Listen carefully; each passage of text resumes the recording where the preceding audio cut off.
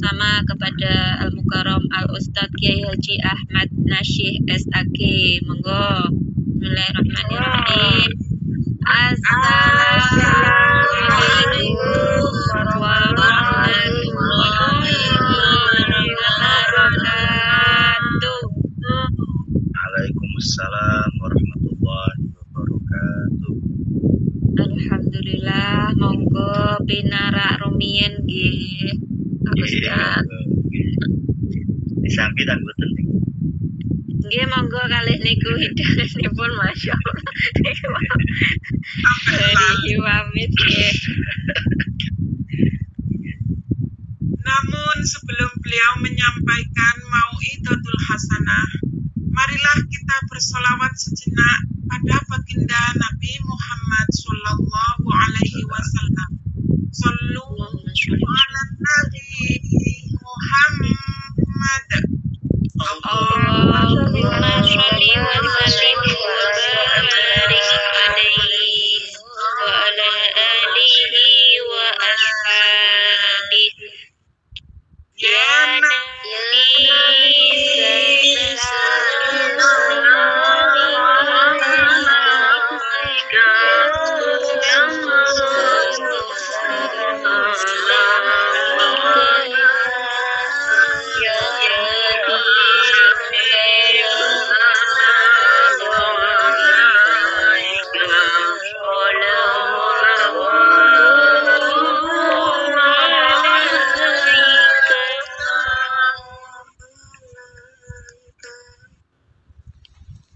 Allahumma sholli wa sallim wa barik alaihi wa ala alihi wa ashabihi. Oke, kami himbaukan dulu kepada jamaah untuk mengecek mood HP-nya masing-masing agar tidak terjadi kegaduhan di saat nanti Al-Mukarram Al-Ustadz menyampaikan mau'idatul hasanahnya. Oke, kepada Al-Mukarram Al-Ustadz Ahmad Nasyih SAG dengan segala hormat kesempatan kami persilahkan. Monggo Bapak Ustadz. Assalamualaikum warahmatullahi wabarakatuh. Waalaikumsalam warahmatullahi wabarakatuh. Suaranipun sampun jelas nggih. Alhamdulillah jelas. Alhamdulillahi rabbil alamin. Wa bihi nasta'inu ala umurid dunya waddin. Wassalatu wassalamu ala asyrafil anbiya'i wa imamil mursalin. Habibina wa syafi'ina wa qurrati a'yunina wa maulana Muhammad wa ala alihi wa sahbihi ajma'in. Subhanaka la ilma lana illa ma 'allamtana innaka antal alimul hakim. Amma ba'd. Ayyuhas sayyidatu wassadah, sedaya para romo-romo kiai, ibu nyai, para asatidzah wal ustadzat yang hadir pada majlis halal bihalal Iwamid on Air pada kesempatan malam ini, secara khusus kepada beliau pembina Majelis Ta'lim Iwamid on Air, Kiai Misbahus Sudur, kemudian juga kepada Presiden Komunitas On Air Muslim Indonesia Taiwan, Ibu Siti Indasa, juga tak lupa Ketua Umum Iwamid on Air, Ibu Imratul Mufidah, dan seluruh pengurus Majelis Ta'lim yang ini pada kesempatan kali ini. Tanpa mengurangi rasa hormat, mohon maaf kami tidak menyebutkan satu persatu. Alhamdulillah wa syukurillah, Mari bersama-sama kita haturkan puji syukur kita kehadirat Allah Subhanahu wa Ta'ala. Alhamdulillah kita masih diberi kesempatan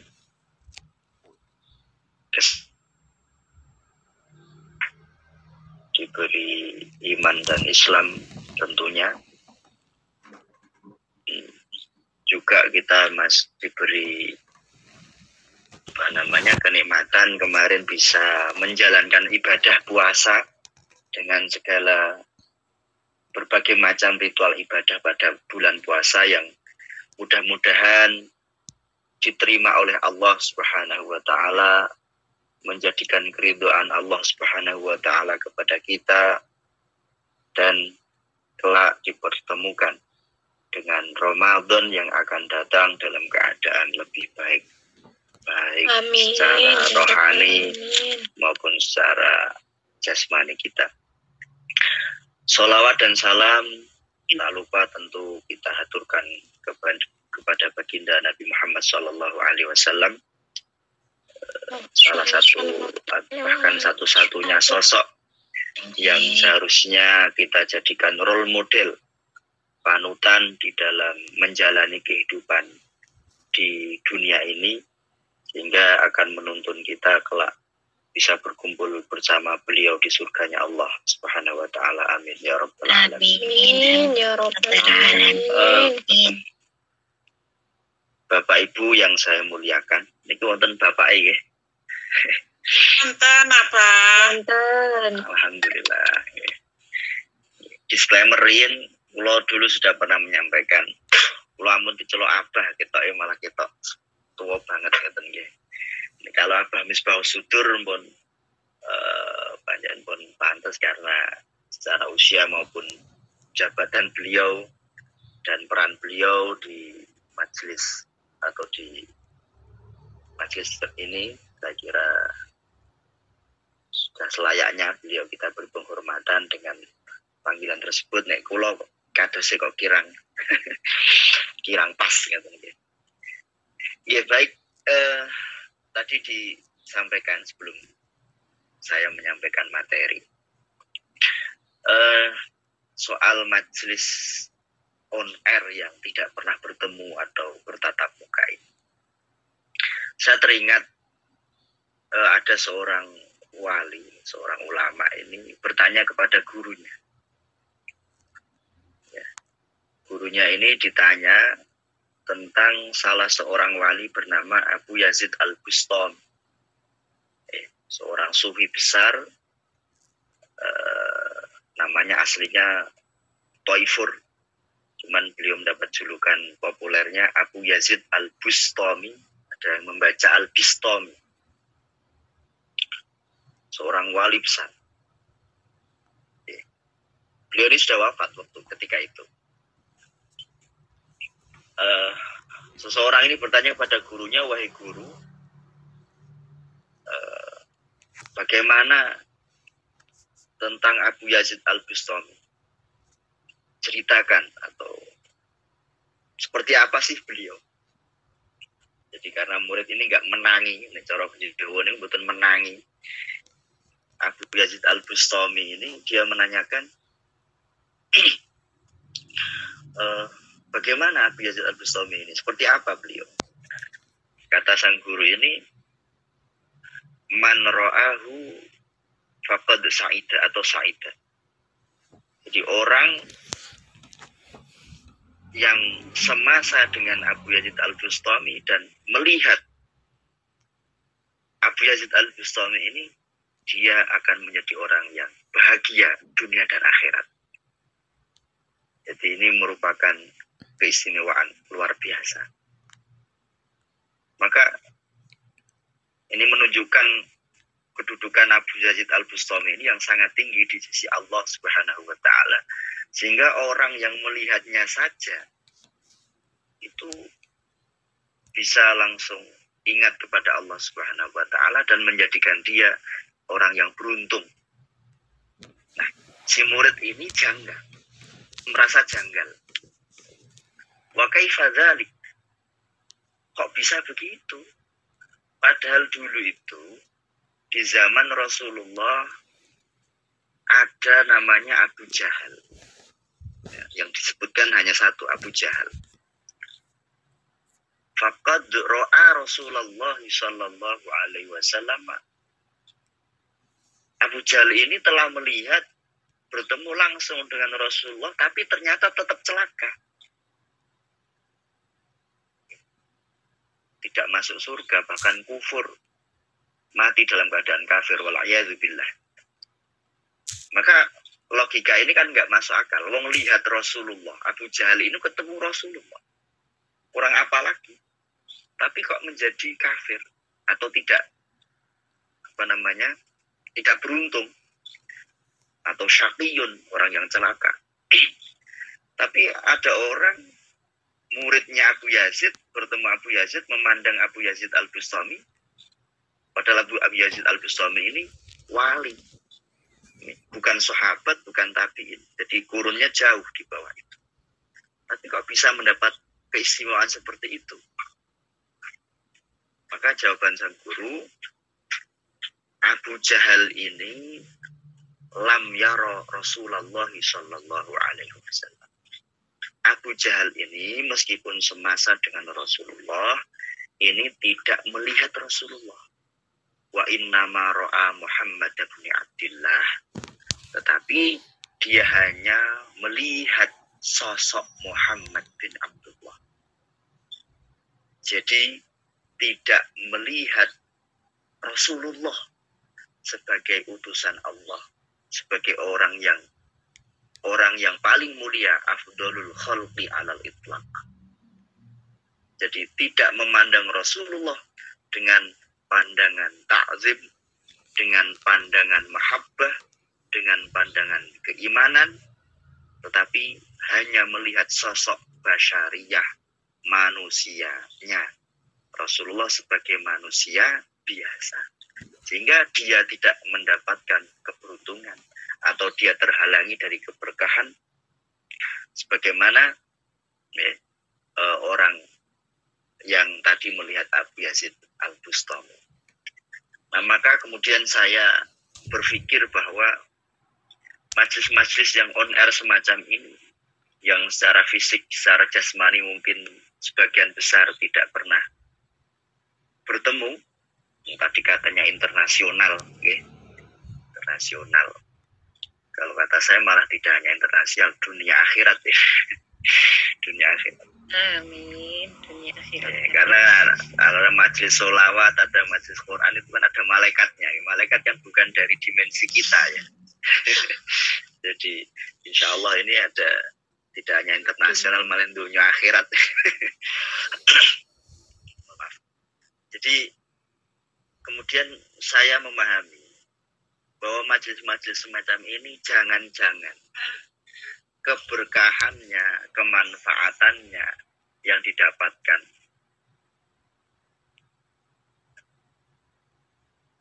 kita bisa lebih baik, bisa lebih besar keberkahan dan kemanfaatannya dari majelis off air atau yang diselenggarakan secara tatap muka.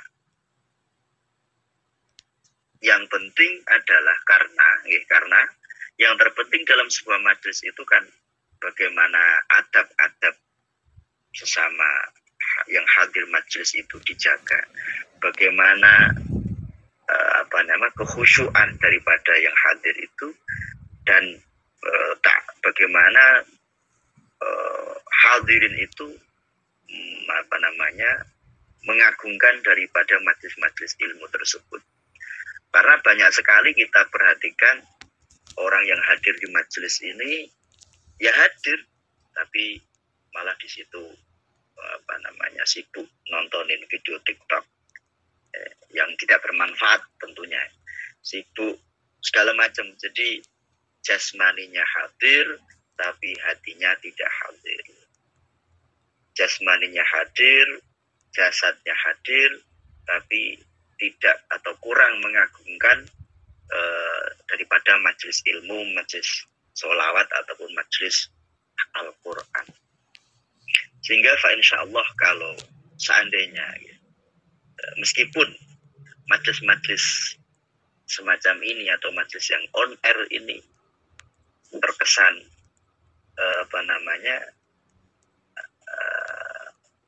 mungkin sebagian orang merasa minder dalam tanda petik ya. Wah, aku cuman ngaji pakai on air. Tidak masalah, asalkan kehadiran kita itu kita niati dengan niat yang baik, dengan ketulusan niat mencari ridho Allah Subhanahu wa Ta'ala, mencari ilmu Allah, mempelajari ilmunya Allah, syariatnya Allah, dan niat-niat baik lainnya, kemudian hadir dengan penuh ketakziman, penuh rasa mahabbah kepada orang-orang baik, insya Allah keberkahan dan kemanfaatannya tidak kalah didapatkan daripada orang-orang yang hadir majelis secara langsung. Amin Allahumma amin. Amin ya Rabbal Alamin. Makanya kemudian ada sebuah kaidah berangkat dari kisahnya tadi Abu Yazid Al-Bustami yang murid menanyakan soal Abu Yazid. Ada sebuah kaidah dalam dunia tasawuf khususnya, mereka mengatakan begini. Jadi terjemahnya kira-kira begini. Terkadang itu mendengarkan manaqib atau cerita-cerita orang soleh, cerita-cerita para wali, sahabat, tabi'in dan sebagainya, apalagi cerita para nabi tentu saja. Mendengarkan ceritanya saja itu terkadang lebih bermanfaat bagi seorang santri, seorang murid. Jadi saya tidak menangi Mbak Arwani, saya tidak menangi Sunan Kudus dan wali-wali yang lain. Tapi bisa jadi ketika saya mendengarkan cerita-cerita beliau tentang kesalehan beliau, tentang istiqomah beliau, ibadah beliau dan sebagainya, hanya sekedar mendengar cerita ini lebih membekas dalam diri kita, dalam hati kita, dibandingkan jika kita melihat langsung sosok beliau. Kenapa? Kata para ulama. Karena terkadang seorang wali itu atau orang soleh itu sisi basyariahnya, sisi kemanusiaannya ini kuat, sangat dominan. Sehingga secara lahir, kalau kita lihat, kok biasa-biasa wae, mangane yo biasa, malah kadang mangane ketok luwih akeh. Kadang ditingali ibadai biasa-biasa mawon, sholat, qobliyah, kados kula lah, kira-kira ngoten malah. Khawatirnya gitu. Jadi karena ada orang-orang baik, orang wali Allah ini yang mempunyai sisi basyariah yang dominan. Dalam bahasa kitab disebut ghalidhul basyariyah. Jadi baju kemanusiaannya ini lebih tebal. Sehingga kadang seorang murid melihatnya ini malah kurang di dalam rasa ta'zimnya. Nah, ini seorang murid yang mempunyai dalam tanda petik suudzon atau prasangka kurang baik terhadap guru, ini justru bisa mengurangi keberkahan seorang murid tersebut. Ya, makanya saya kira majelis on air ini salah satu manfaatnya adalah mengurangi potensi untuk paling tidak untuk menggunjing. Misalnya kalau kita kita lihat di majelis-majelis itu yang off air, tatap muka, gitu kan, ya ngaji, ya dengerin majelis tapi sambil ngerasani, gitu kan. Woi kalau gelangi kok sampai kandeli ngono mbak, ya Allah Gusti, dan sebagainya. Ini justru mengurangi keberkahan daripada majelis-majelis kebaikan semacam itu. Maka mudah-mudahan dengan niat baik kita semuanya, rasa mahabbah, rasa ta'zim kita kepada orang-orang soleh, kepada orang-orang baik yang tergabung dalam majelis ini, mudah-mudahan keberkahan dan kemanfaatan yang kita terima ini benar-benar bisa kita rasakan dalam mengarungi kehidupan aktivitas di dunia nyata. Amin Allahumma amin.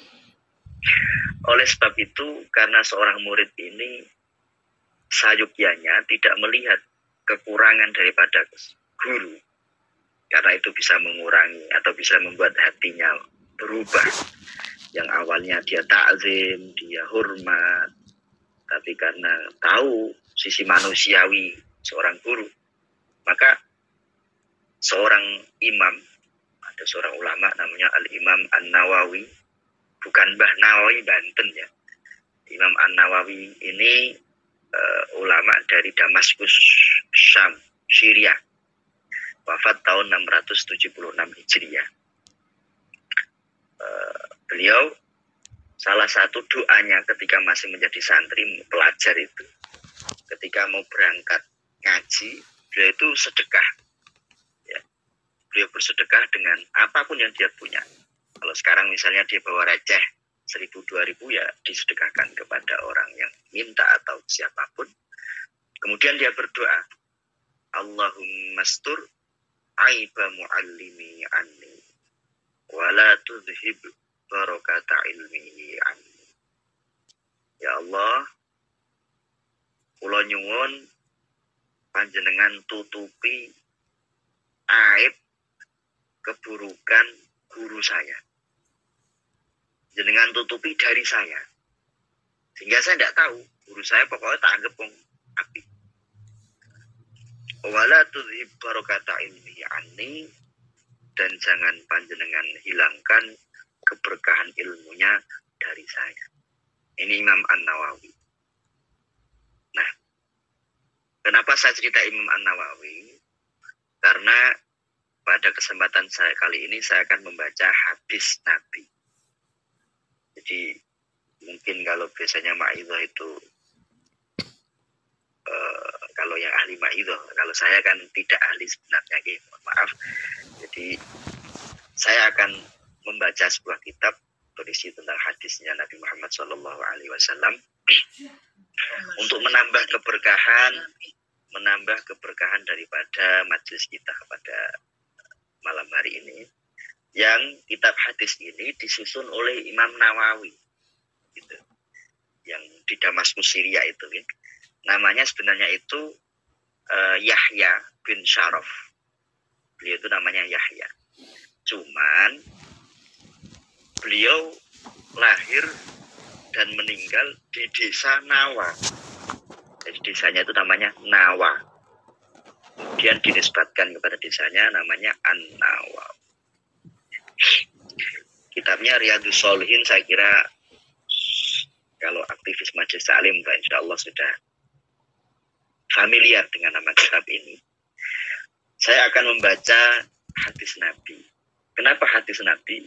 Saya akan menerangkan alasannya mangke teng akhir.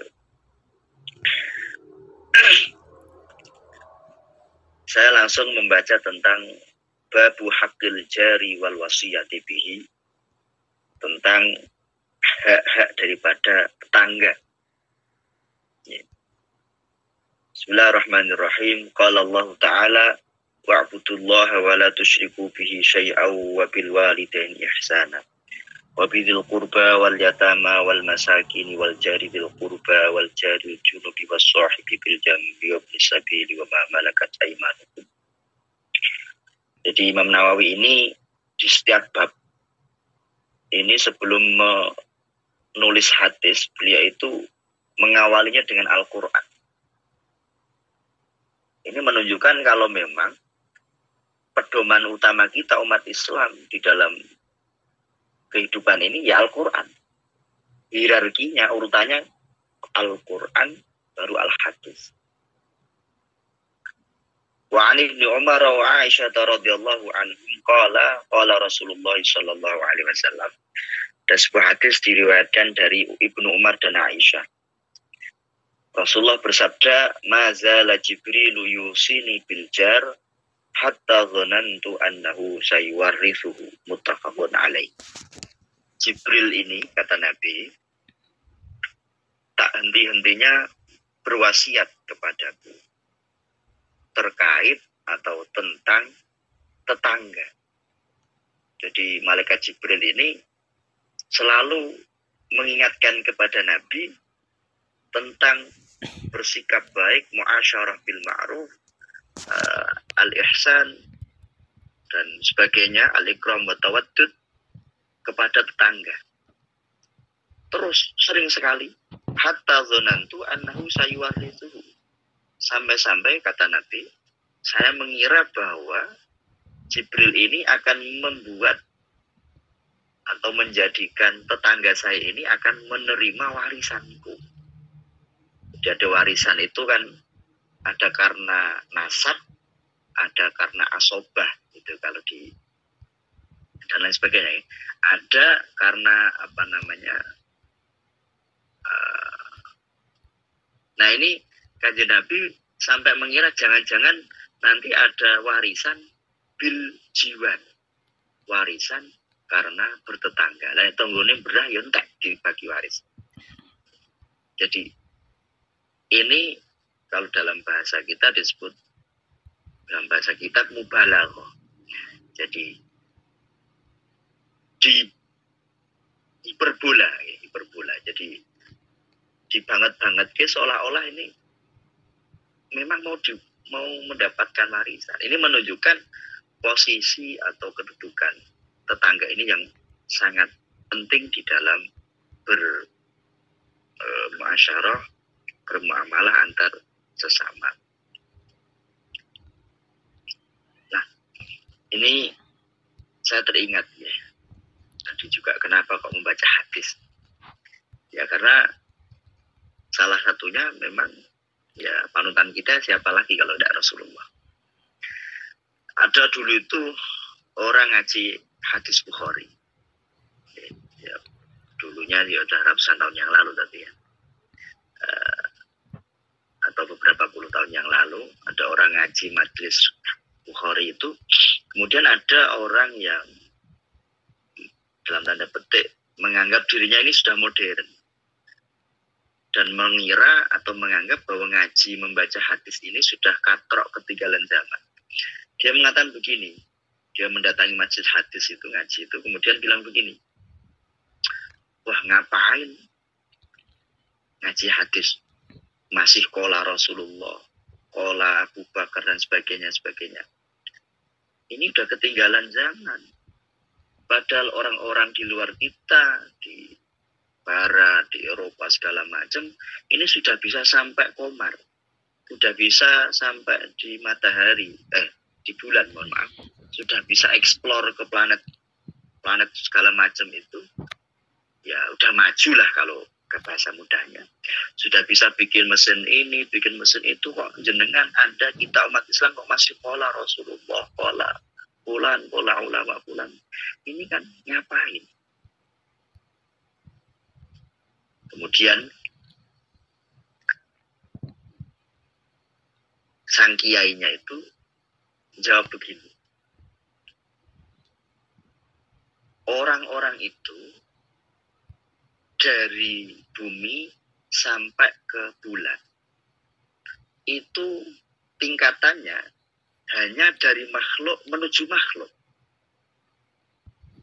Jadi dari bumi ke bulan, bumi itu makhluknya Allah, bulan itu makhluknya Allah. Jadi dia menempuh perjalanan itu, mengeluarkan biaya yang begitu besar, itu hanya min makhlukin ila makhluk. Dari makhluk ke makhluk. Nah kita ini belajar ngaji, tujuannya supaya kita sampai kepada Al-Khaliq, kepada Allah Subhanahu wa Ta'ala. Coba kira-kira lebih utama mana? Dia hanya baca sampai makhluk. Bulan itu makhluk. Kalau kita tujuannya supaya ma'rifat lebih mengenal, lebih dekat kepada Allah Subhanahu wa Ta'ala, Al-Khaliq. Kepada Allah, kepada Rasulullah Sallallahu Alaihi Wasallam. Jadi tentu lebih utama kita, karena kita levelnya sudah kepada Al-Khaliq, bukan dari makhluk ke makhluk. Yang kedua alasannya, nanti kita beberapa hadis yang akan datang itu akan menemukan betapa ulama-ulama kita di Indonesia khususnya, saya kira juga di luar sana, ini begitu luar biasa di dalam mengemas sunnah-sunnah Rasulullah Shallallahu Alaihi Wasallam sehingga diterapkan di masyarakat, dan masyarakat seolah-olah tidak merasa bahwa dia tidak merasa dia sedang menjalankan sunnah, karena begitu lembut sekali, begitu halus sekali para ulama ini di dalam tanda petik mengambil intisari hadis ataupun Al-Quran ajarannya, kemudian diterapkan, diaplikasikan di dalam masyarakat sekitarnya. Misalnya kita baca hadis kedua, wa an Abi Dzar radhiyallahu anhu qala Rasulullah sallallahu alaihi wasallam, ya Abu Dzar, idza tabakhta maraqatan fa'aksir ma'aha wa ta'ahad jironak. Rasulullah ini berpesan kepada sahabat Abu Dzar Al-Ghifari, wahai Abu Dzar, kalau kamu lagi masak sop, kira-kira begitu, lagi masak makanan yang berkuah, ya, bisa sop, bisa gulai, bisa soto. Kalau orang Kudus, soto Kudus ya. Monggo kalau nanti ke Kudus ngabari saya. Kalau dulu kan Pak Yai Misbah, kalau buat ngertos pinarak, jadi saya tidak bisa ikut menemui. Ya, saya tahunya sudah kondur. Jadi insya Allah kalau nanti ke Kudus, kita ajak makan soto Kudus. Jadi kalau kamu masak makanan yang berkuah, marokoh itu kuah, gulai atau apapun itu, fa'aksir ma'aha, perbanyak airnya. Nah, ini jangan dipahami seperti orang lugu, yang dibanyakin cuman airnya tok. Jadi sing didumno tanggane niku banyu. Lah isine ndi? Lah sing dikon ngakei banyune tok. Nah niki jenenge wong lugu. Maksudnya perbanyak airnya itu apa? Ya supaya wata'ahad jironaka, dan perhatikan itu tetangga kamu. Dalam riwayat lain, sumangdur ahla baitin min jironik fa'asibhum minha bima'rufin. Perhatikan tanggamu itu yang kelihatannya membutuhkan. Ya, bukan hanya kelihatannya membutuhkan, memang harus Anda perhatikan, fa'asibhum minha bima'rufin, dan kira-kira berikanlah bagian mereka dengan baik. Jadi diantar. Maka kalau istilah orang Jawa, khususnya teng Kudus ya, nek kula niku nggih istilahnya napa? Ater-ater. Ya, ater-ater. Jadi ini adalah ajaran Kanjeng Nabi, sunnah Nabi.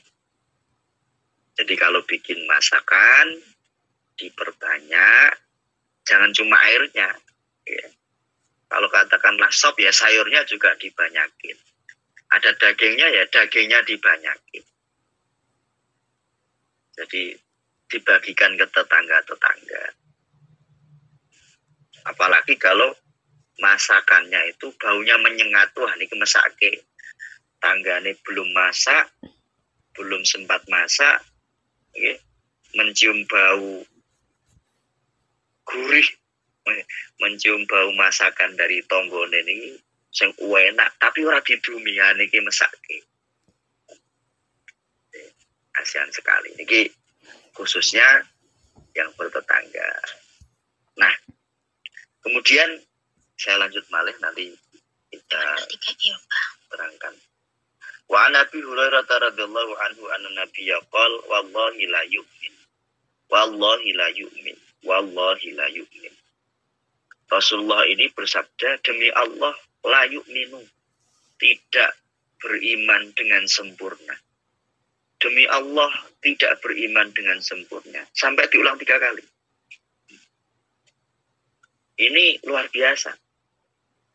Jadi orang Arab itu, ya, tradisinya orang Arab, kalau menyampaikan pesan yang sangat penting, itu dipakaiin sumpah. Ya. Ini tradisi kebahasaan, linguistik. Jadi pakai sumpahnya Nabi, itu menandakan bahwa pesan yang akan disampaikan ini sangat penting sekali untuk didengarkan. Beda dengan sumpahnya kita. Mohon maaf, sebagian kita itu kalau sumpah itu tujuannya biar dipercaya.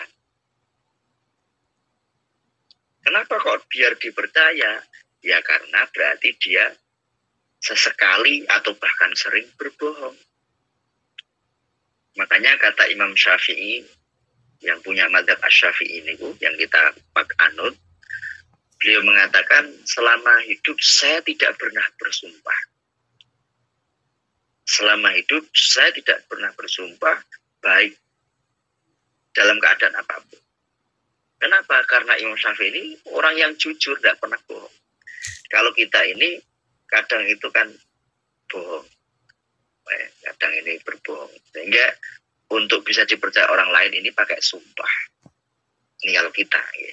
Kalau Rasulullah enggak. Rasulullah itu as-shadiqul masduq. Orang yang jujur, al-amin. Dan sebagainya. Dan jurukan-jurukan yang lain. Jadi sumpahnya Rasul itu tujuannya itu. Karena Rasulullah ini orang Arab.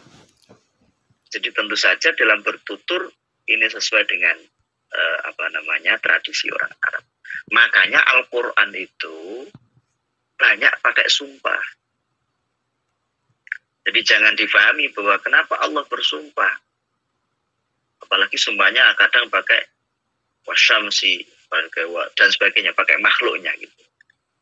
Jadi seolah-olah Allah ini bersumpah kan biar dipercaya, bukan begitu. Allah ini dipercaya atau tidak butuh. Ya, Allah.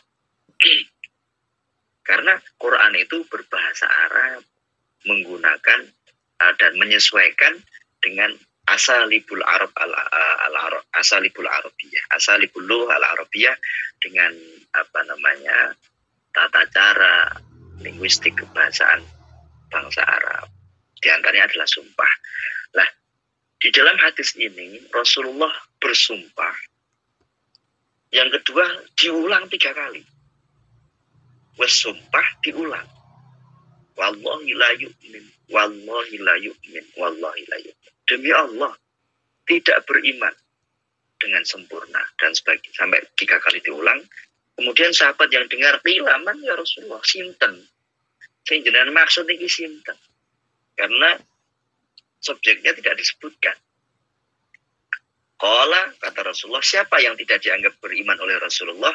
Alladzi la ya'manu jaruhu bawa'iqahu, yaitu orang-orang yang tetangganya ini tidak merasa aman dari keburukan-keburukannya. Jadi tetangganya ini selalu terganggu dengan sifat buruknya, baik dari perkataannya, baik dari sikapnya, baik dari perbuatannya, dan lain sebagainya. Jadi tetangga ini merasa terganggu terus, tidak aman dari keburukan-keburukan ini. Orang ini, kata Rasulullah, la yu'minu, tidak iman secara sempurna. Dalam satu riwayat, redaksinya begini, la yadkhulul jannah, tidak akan masuk surga man la ya'manu jaru bawa'iqah, orang-orang yang tetangganya ini tidak merasa aman, tidak merasa tenang dari keburukan-keburukannya. Ini luar biasa, ini ancamannya. Nah, sekarang tetangga itu siapa? Dalam bahasa Arab al-jar, jamaknya atau pluralnya jiron. Tetangga itu siapa? Maka para ulama biasanya di dalam kitab-kitab fikih misalnya, yang disebut tetangga itu adalah kalau kita pakai patokan ulama dulu, itu adalah rumah 40 rumah di sekitar kita. Jadi ke kanan 40, ke kiri 40, ke depan 40, ke belakang 40. Itu namanya al-jiron, tetangga. Ini patokan fikih, sekali lagi fikih ulama dulu. Kalau di Indonesia misalnya itu kita biasa pakai RT, RW, kira-kira begitu. Jadi pokoknya 1 RT, 1 RW lah, itu tetangga kita. Ini perkembangan zaman. Sekarang itu kita bisa berinteraksi dengan bahkan orang yang tidak pernah bertemu. Tadi sudah disampaikan. Kulo dari nanti kepanggih panjenengan sedoyo, tapi kita berinteraksi baik di Facebook, di Line, di apa kemarin, mungkin di Instagram dan sebagainya. Ini juga menurut saya bisa dikategorikan tetangga. Jadi tetangga di Facebook, tetangga di Line, tetangga di WhatsApp dan sebagainya. Sehingga hak-hak tetangga ini tentu saja perlu kita perhatikan. Nah, kalaupun banyak sekali tetangga, kita punya banyak tetangga, kita tidak mungkin misalnya tadi dikatakan kalau masak diater ke di dum-dum kita tidak mungkin kita kalau masaknya tidak banyak kan, tidak bisa dundum untuk orang banyak. Maka diriwayatkan dari istri Rasulullah Aisyah radhiyallahu anha, qalat qultu ya Rasulullah. Ini Ibu Aisyah ini bertanya kepada Rasulullah, innali jaraini fa ila ayyihima uhdi. Ya Rasulullah, kula ini enggak ada tetangga kalih. Tapi masakane kula ini setelah masak Siti Aisyah niki hanya cukup untuk satu orang. Fa ila ayyihima uhdi, maka ini tak kasih ke siapa?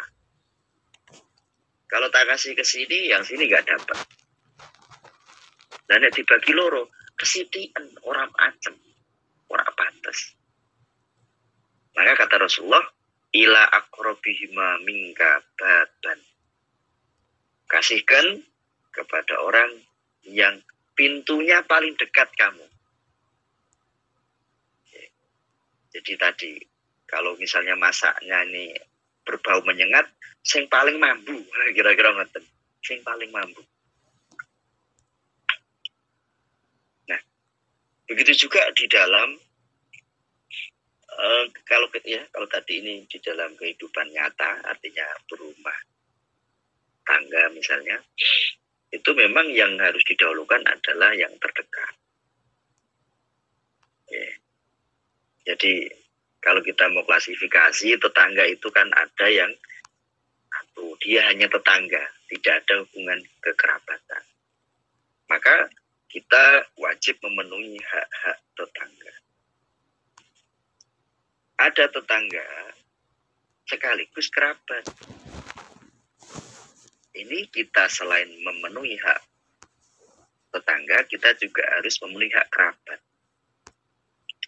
Yang ketiga, ada tetangga ya, dan sekaligus dia adalah kiai, misalnya ulama. Maka kita harus memenuhi hak-hak beliau sebagai tetangga, sekaligus hak-hak beliau sebagai sebagai ulama atau sebagai kiai, kira-kira begitu.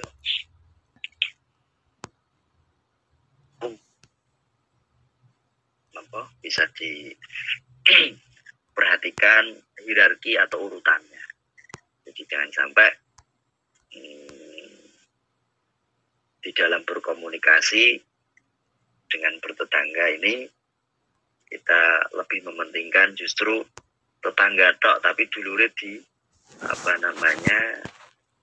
dicuekin, gitu. Jangan. Jadi tetangga yang punya kekerabatan ini lebih didahulukan daripada tetangga tok.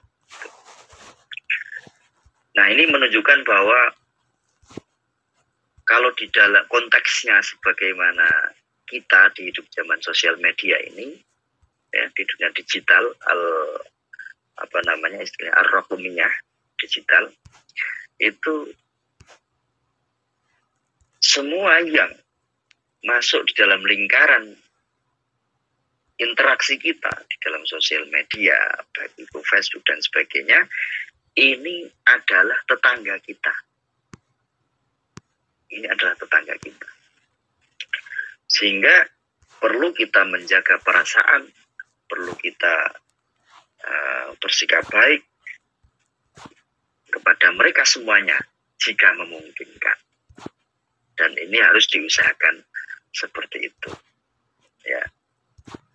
Kalau misalnya kalau hidup bertetangga di kampung ada ater-ater tadi, ya misalnya masak sop, bagi-bagi ke tetangga. Kalau di online tidak bisa.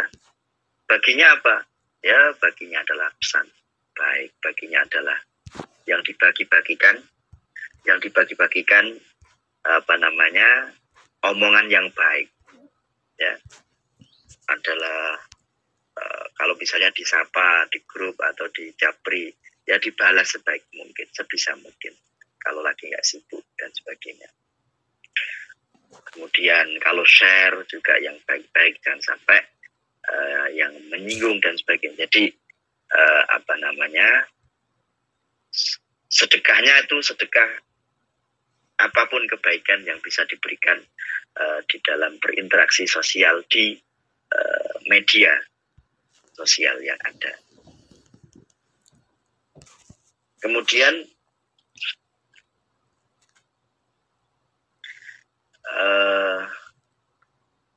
selain daripada itu banyak sekali hadis-hadis yang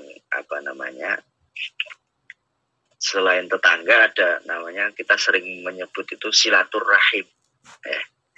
Dulu itu ada kiai yang mengatakan yang benar kalau bahasa Arab silaturahim, kalau bahasa Indonesia silaturahmi. Ya, dulu kan ada yang nanya, ini yang benar mana? Dua-duanya benar. Silaturahim, silaturahmi itu benar, sama benarnya. Nah, cuman istilah silaturahim ini ya, sebenarnya di dalam istilah hadis maupun kitab-kitab fikih, yang namanya silaturahim itu adalah menyambung interaksi dengan orang, yang ada hubungan kekerabatan. Saya dengan budi saya, dengan Pak Lek, dengan Simbah dan sebagainya. Ini namanya silaturahim. Jadi saya sowan. Tapi kalau tidak ada hubungan kekerabatan, ya, teman, tetangga, relasi bisnis dan sebagainya, bukan kerabat, itu namanya ziarah.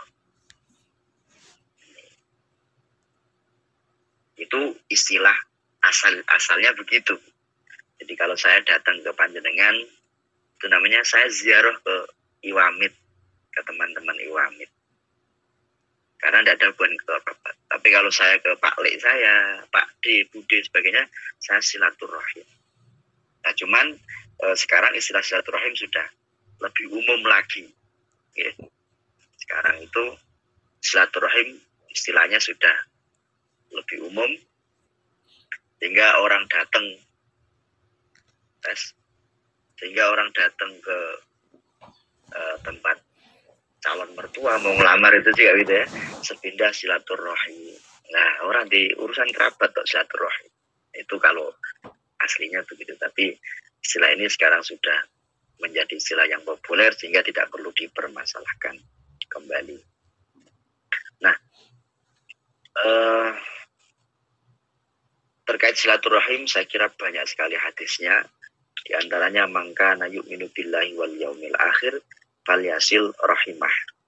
Jadi Kanjeng Nabi dalam hadis ini mengaitkan antara iman kepada Allah dan hari akhir dengan silaturahim.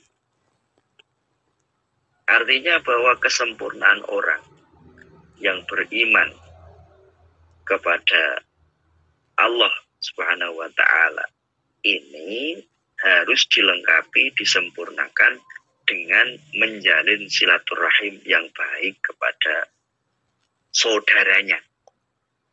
Jadi khususnya saudara ini, saudara. Terlebih lagi orang tua. Jadi orang tua itu, makanya sampai ada mengatakan celaka orang. Ini hadis Nabi ya. Nabi mengatakan rohima anfuman adroka abawahi indal kibar ahaduhuma au kilahima falam yadkhulil jannah. Kata Nabi, celaka orang, sampai diulang 3 kali ini, celaka orang yang sing menangi bapak ibu kali ataupun salah satu menangi dalam usia bapaknya ini sepuh, tapi dia tidak masuk surga gara-gara bakti kepada orang tua. Maksudnya ngoten. Artinya orang yang gadah tasih gadah orang tua masih punya kesempatan untuk birrul waliden, kok tidak sampai birrul waliden kemudian menjadikannya dia masuk surga, ini sangat-sangat rugi, sangat-sangat celaka sekali. Ini ngendikane Kanjeng Nabi. Maka sekali lagi ya, sebelum kita juga meminta maaf kepada orang lain, kepada teman-teman, tetangga, hendaknya kita pertama kali itu meminta maaf kepada orang tua. Jadi kalau misalnya tidak bisa langsung telepon dulu. Jadi Idul Fitri itu orang tua dulu. Baru kemudian guru.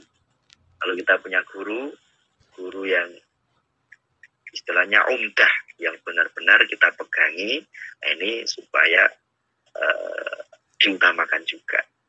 Kemudian baru saudara-saudara yang lain dan tetangga-tetangga online yang lain. Terakhir, sebagai penutup, ini tadi saya sampaikan kenapa saya baca hadis, karena gini, supaya kita ini, tadi saya sampaikan, ulama-ulama kita ini begitu bijaksana sekali di dalam mengemas hadis ini, mengemas sunnah-sunnah Rasul, mengemas ajaran Al-Quran, ini begitu halus sekali sehingga diterapkan oleh masyarakat ini, sampai-sampai masyarakat tidak merasa aku ini sedang ittiba, menjalankan sunnah Rasul. Nah, sehingga kadang ini, karena tradisi ini berjalan terus-menerus berlarut-larut, kadang masyarakat itu, misal soal atar-atar tadi, dan tradisi-tradisi baik lain, saya tidak bilang buruk, baik sekali. Ini pendorongnya atau motivasinya ini akhirnya adalah cuman sekedar nun sewu, bukan cuman ya, tapi sekedar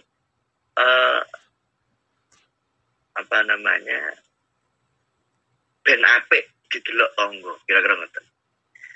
Jadi motivasinya akhirnya karena memang tradisi baik ini, sekali lagi saya ulang, tradisi baik ini sudah berjalan berulang-ulang kali dari turun-temurun, sehingga motivasinya terkadang itu adalah yaitu tadi ben karo tonggone apik. Motivasinya akhirnya manusia gitu maksud saya. Jadi seolah-olah mencari dalam tanda petik ya, mencari muka atau mencari pujian dari orang manusia.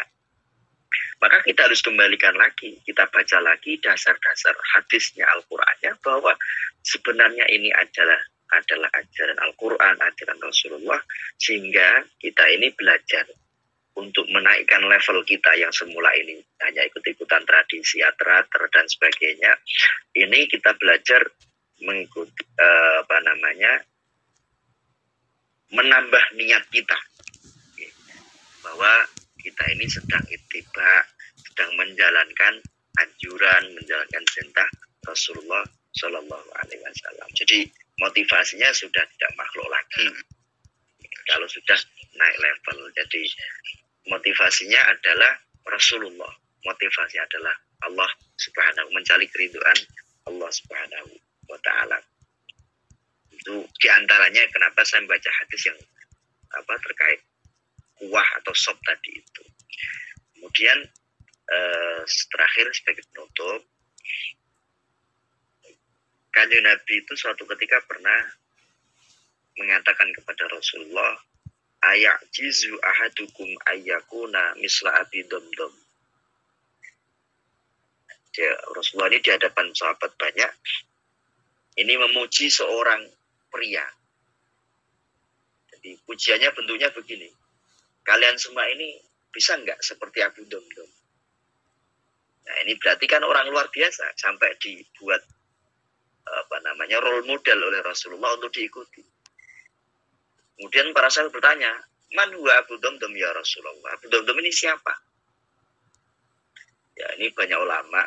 Ada yang mengatakan Abu Domdom ini sahabat, ada yang mengatakan Abu Domdom ini orang-orang dari ulama terdahulu, umat-umat Nabi terdahulu. Tapi yang penting Rasulullah kemudian mengatakan Abu Domdom itu begini. Kana idza asbaha, kata Nabi. Kana idza asbaha qala Allahumma inni tasaddaqtu bi irdi ala ibadi. Dalam redaksi lain, hadis lain, Allahumma inni qad wahabtu bi irdi wa nafsi laka. Yang intinya setiap hari dia ini mengatakan, ya Allah, nama baikku sudah aku sedekahkan kepada seluruh hamba-Mu. Maksudnya apa? Kalau ada orang ngerasani saya, ada orang misui saya, ada orang menzolimi saya, ada orang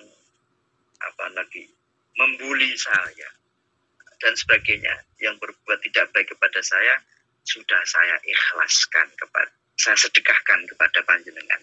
Sehingga orang itu tidak akan saya tuntut di akhirat. Nah ini Abu Domdom. Nah ini yang didorong oleh Rasulullah supaya kita mengikuti Abu Domdom. Makanya tips seorang ulama memberikan tips supaya kita ini hidupnya lapang dada, legowo, tidak gampang sakit-sakitan. Karena penyakit hati, orang yang menyimpan dendam sebagainya itu berimbas kepada fisik. Ulama memberikan tips kalau kita sebelum tidur, malam hari kata singeten, kita ini meniatkan, ya Allah, saya sudah memaafkan, meridhokan, memaafkan, merelakan semua omongan orang terhadap saya. Saya ikhlaskan. Hingga saya tidak akan menuntutnya kelak di akhirat. Insya Allah, kalau kita bisa legowo seperti itu, tadi dikatakan wal afina anin nas, akan disediakan surga di akhirat oleh Allah Subhanahu wa taala, dan di dunia ini tentu saja karena kita tidak menyimpan permusuhan, tidak menyimpan iri dengki di dalam hati, fisik kita, jasmani kita juga ikut sehat, sehingga aktivitas ibadah kita bisa prima, taat kita bisa baik dan tidak terganggu oleh penyakit-penyakit hati yang merintangi, yang ngalang-ngalangi aktivitas keseharian kita. Kira-kira itu yang bisa saya sampaikan. Sekali lagi mohon maaf apabila tidak sesuai ekspektasi, karena saya hanya ngaji bisanya, tidak bisa ceramah seperti yang ustaz-ustaz yang lain. Mudah-mudahan apa yang kami sampaikan ada manfaat dan barokahnya, bisa sedikit demi sedikit kita amalkan, sehingga ilmu yang kita dapatkan menjadi ilmu yang bermanfaat dunia dan akhirat. Ja'alanallahu wa iyyakum minal ladzina yastami'una al-qaula fayattabi'una ahsanah. Amin. Allahumma amin. Amin. Ibu nyunapunten, wallahu muwaffiq ila aqwamit thoriq. Wassalamualaikum warahmatullahi wabarakatuh. Waalaikumsalam warahmatullahi wabarakatuh. Nggih, ngapunten Al Ustad, nyuwun barokah doanipun sekalian. Nggih. Terus Monggo kita doa bersama-sama. Mungkin semua hajat kita, hajat orang-orang yang kita cintai, dikabulkan oleh Allah Subhanahu wa taala. Bismillahirrahmanirrahim. Alhamdulillahirabbil alamin. Shalatu wassalamu ala sayyidina Muhammad wa ala alihi wa sahbihi ajma'in. Allahumma shalli ala sayyidina Muhammad salatan tunjina biha min jami'il ahwal wal afat wa taqdi lana biha jami'al hajat wa tutahhiruna biha min jami'is sayyi'at وترفعنا بها عندك على الدرجات وتبلغنا بها أقصى الغايات من جميع الخيرات في الحياة وبعد الممات. اللهم إنا نسألك إيمانا يباشر قلوبنا ويقينا صادقا حتى نعلم أنه لن يصيبنا إلا بما قسمت لنا رضا منك بما قسمت لنا يا أرحم الراحمين. اللهم إنا نسألك رضاك والجنة ونعوذ بك من سخطك والنار. اللهم إنا نسألك الهدى والتقى والعفاف والغنى. اللهم سلمنا وأهلنا وإخواننا في فلسطين وإخواننا في سوريا وإخواننا في السودان وفي سائر بلاد المسلمين. اللهم سلمنا وإياهم من آفات الدنيا وعذاب الآخرة ومن فتنتهما وبليتهما وفضيحتهما إنك على كل شيء قدير. اللهم إنا نسألك صحة في تقوى وطول عمر في حسن عمل ورزقا واسعا لا تعذبنا عليه.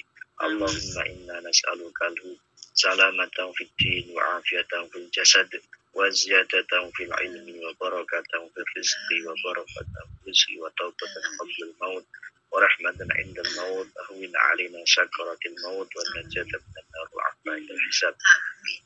اللهم يا الله حسن مقاصدنا مقاصد الدنيا والآخرة ويسر لنا أمورنا أمور الدنيا والآخرة يا رب بالمصطفى بلغ مقاصدنا واغفر لنا ما مضى يا واسع الكرم.